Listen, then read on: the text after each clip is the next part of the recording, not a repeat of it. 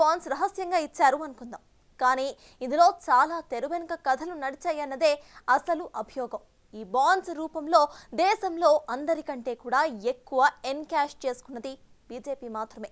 దీంతో కమలం పార్టీపై విమర్శలు డోస్ పెరిగిపోతోంది. ఈడీ, సిబిఐ, ఐటీలను కంపెనీలపై ఉసిగొల్పి వసూలు చేశారన్న ఆరోపణలను విపక్షాలు చేస్తున్నాయి.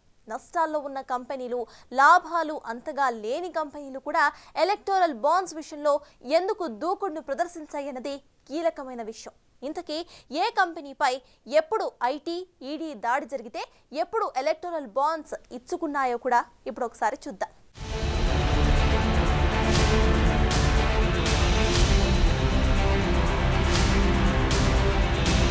ఎలక్టోరల్ బాండ్స్ రూపంలో అజ్ఞాత వ్యక్తులు రాజకీయ పార్టీలకు విరాళాలిచ్చుకున్న విషయం ఒకెత్తైతే, బాండ్స్ రూపంలో విరాళాలిచ్చిన సంస్థలు, వ్యక్తుల తీరు కూడా చాలా అనుమానాస్పదంగా ఉందన్న విషయాలు వెలుగులోకొస్తున్నాయి. ఎందుకంటే విరాళాలిచ్చిన కొన్ని సంస్థల ఆదాయం అంతంత మాత్రంగా ఉంటే, బాండ్లు మాత్రం భారీగానే సమర్పించుకున్నాయి. ఇక ఇంకోవైపు ఐటీ, ఈడీ దాడులు జరిగిన తర్వాత కంపెనీలు ఎలక్టోరల్ బాండ్లు కొనడం కూడా చాలా ప్రశ్నలు, సందేహాలకు తావిచ్చేదిగా మారింది. ఇప్పుడు ఈ ఇష్యూపైనే దుమారం చెలరేగుతోంది. అటు అధికార బీజేపీ మాత్రం సమర్థించుకుంటోంది. రాజకీయ పార్టీలకు వచ్చే విరాళాలను వైట్ మనీగా మార్చేందుకు ఈ ప్రక్రియ ఉపయోగపడ్డదని అంటున్నారు.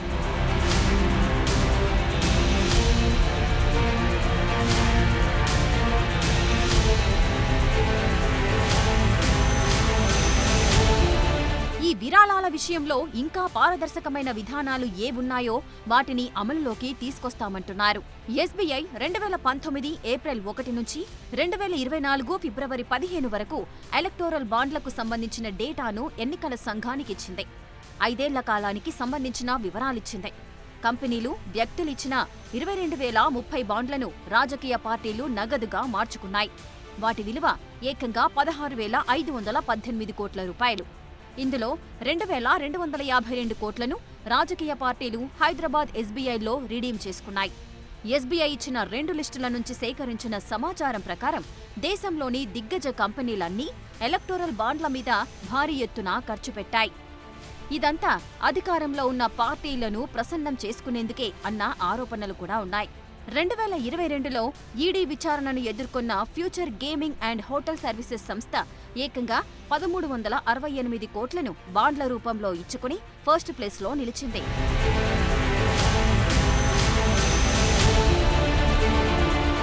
అటు హైదరాబాద్కు చెందిన మేఘా ఇంజనీరింగ్ సంస్థ 966 కోట్ల రూపాయల విలువైన బాండ్లు రాజకీయ పార్టీల కోసం కొనుగోలు చేసి 2వ స్థానంలో ఉంది. బాండ్ల రూపంలో ఎక్కువగా నిధులు అందుకున్న రాజకీయ పార్టీల్లో బీజేపీ ఫస్ట్ ప్లేస్లో నిలిచింది. ఆ పార్టీకి ఏకంగా 8,633 బాండ్ల రూపంలో 6,560 కోట్ల రూపాయల నిధులు అందాయి. తృణమూల్ కాంగ్రెస్కు 1,609 కోట్ల రూపాయలందాయి.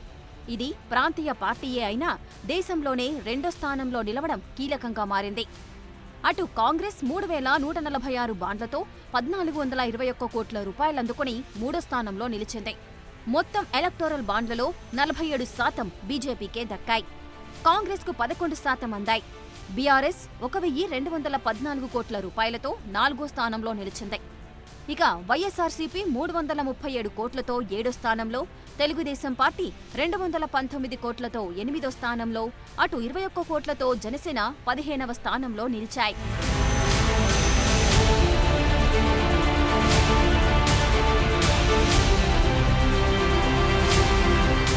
ఈ లెక్కలన్నీ జనరల్ ఇన్ఫర్మేషన్.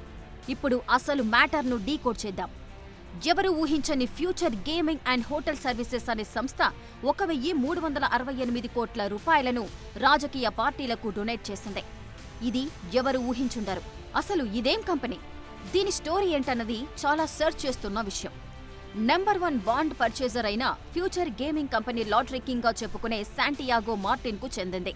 మయన్మార్ నుంచి వచ్చి సౌత్ ఇండియాలో 1980లో లాటరీ బిజినెస్ పెట్టి ఇంతింత ఎదిగి ఏకంగా కాకలు తీరిన కంపెనీల కంటే ఎక్కువ డొనేషన్లిచ్చుకునే స్థాయికి చేరారు. ఈ కంపెనీ ఇచ్చిన డొనేషన్పై ఇంట్రెస్టింగ్ పాయింట్ చూద్దాం. 2022 ఏప్రిల్ 2న ఈ కంపెనీపై ఈడీ రైడ్ జరిగింది. అంతే, ఏప్రిల్ 7న ఈ సంస్థ భారీగా అంతకు ముందు కంటే ఎలక్టోరల్ బాండ్లను కొన్నట్లు తేలింది.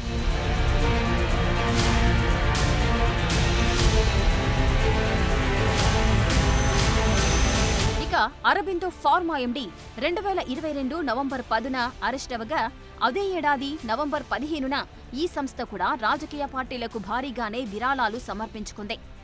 షిర్డీ సాయి ఎలక్ట్రికల్స్ పై గతేడాది డిసెంబర్ 20న ఐటీ సోదాలు జరిగాయి. దీంతో 2024 జనవరి 11న ఈ కంపెనీ కూడా ఎలక్టోరల్ బాండ్స్ కొన్నది. డాక్టర్ రెడ్డి సంస్థ కూడా గతేడాది నవంబర్ 13న ఐటీ సోదాలు జరిగితే నవంబర్ 17న బాండ్స్ కొన్నారు. ఇక 2020 డిసెంబర్ 26న యశోద హాస్పిటల్స్ పై ఐటీ సోదాలు జరిగాయి.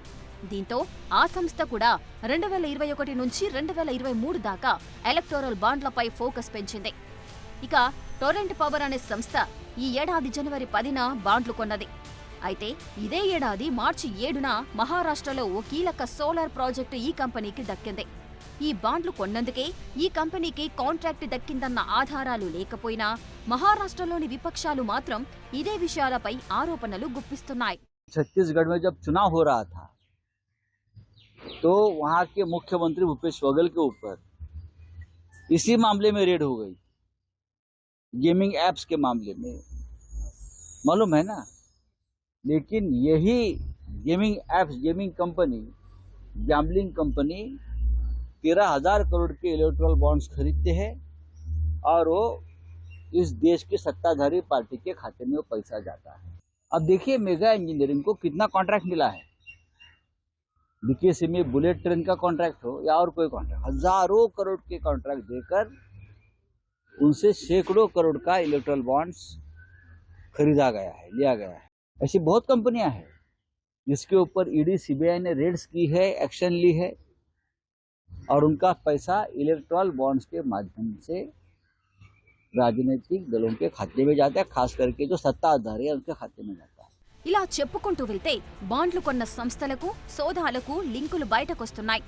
అలా సోదాలు జరగడం, ఇలా ఎలక్టోరల్ బాండ్స్ రూపంలో కంపెనీలు సమర్పించుకోవడం, ఇదంతా ఒక చైన్ సిస్టమ్ మాదిరిగా తయారైంది.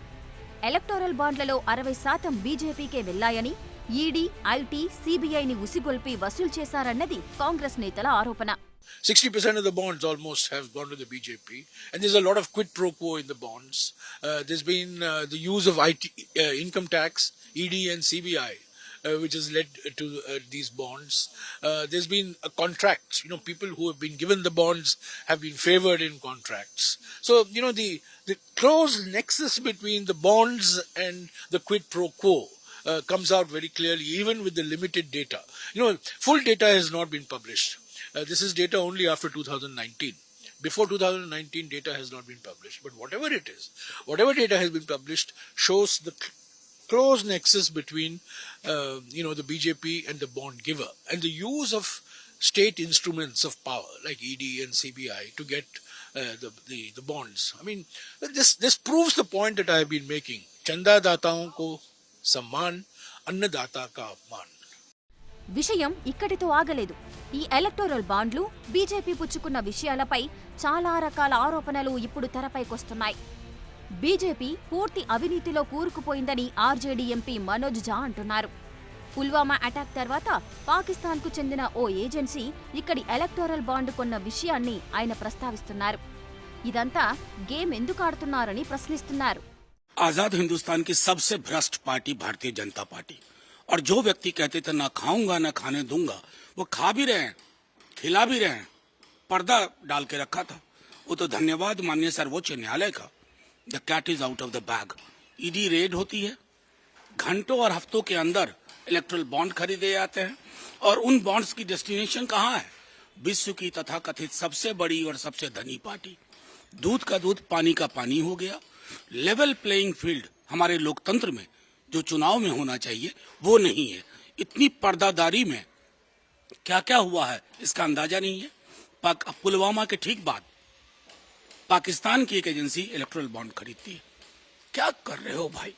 देशभक्ति का स्वांग, नौटंकी, और सफर कौन कर रहा है? आम आवाम। ఎలక్టోరల్ బాండ్ల విషయంలో కథ ఇంకా ఉంది. లాభాల్లో ఉన్న కంపెనీలు సంపన్నులు ఇచ్చుకున్నారంటే ఒక అర్థముంది. కానీ ఈ లిస్టుల్ని తరచి చూస్తే కథ చాలా దూరం వెళ్లినట్లుగా అర్థమవుతోంది. నష్టాల్లో ఉన్న కంపెనీలు అలాగే తక్కువ ప్రాఫిట్ సాధిస్తున్న కంపెనీలు కూడా ఎలక్టోరల్ బాండ్లను పెద్ద ఎత్తున కొన్నాయని Rajya Sabha MP supreme court advocate Kapil Sibal అంటున్నారు. ఈ కంపెనీలు ఇలా ఎందుకు చేస్తున్నాయన్న విషయాలు బయటకు రావాలంటే దర్యాప్తు జరగాల్సిందే అంటున్నారు. కానీ సిబిఐ, ఈడీ ఇలాంటి వాటి జోలికి వెళ్లే పరిస్థితి లేదని చెబుతున్నారు. ना तो सीबीआई इन्वेस्टिगेट करेगी, ना ईडी इन्वेस्टिगेट करेगी. तो अब जिम्मेदारी कोर्ट पे है. कोर्ट क्या करती है? कोर्ट को एक जैसे 2G में एक SIT बनानी चाहिए और खुद नियुक्ति करनी चाहिए लोगों की उस SIT में. वो इंडिपेंडेंट लोग होने चाहिए और जो भी डोनेशंस हुई हैं, जिस डोनर ने भी पैसा दिया है, कुछ तो ऐसी कंपनी हैं जो लॉस में चल रही हैं, उन्होंने भी पैसा दिया है. कुछ ऐसी कंपनी है जिनके प्रॉफिट्स जो हैं, जिनके मुनाफा है बड़ा कमती है लेकिन डोनेशन बहुत ज़्यादा है. तो ये सब चीज़ें इन्वेस्टिगेशन के ऊपर निर्भर हैं. చెప్పాలంటే ఎలక్టోరల్ బాండ్ల విషయంలో కంపెనీలకు, పొలిటికల్ పార్టీలకు మధ్య చాలా జరిగింది. పరస్పర ప్రయోజనాలు ఇందులో ఉన్నాయంటున్నారు. క్విడ్ ప్రోకో కథలే ఎక్కువగా వినిపిస్తున్నాయి. ఇవన్నీ తేలాలంటే సమగ్ర దర్యాప్తు అవసరం. కానీ కేంద్రం ఆ దిశగా ఆలోచించే పరిస్థితి లేదంటున్నారు. ఇంకా పారదర్శకమైన విరాళాల సిస్టమ్ తెస్తామని మాత్రమే చెబుతున్నారు. ఎన్నికల ప్రచారాల్లో ఇదే విషయంపై కేంద్రంలోని ఎన్డీఏ సర్కార్ను టార్గెట్ చేసేందుకు విపక్షాలు సిద్ధమవుతున్నాయి.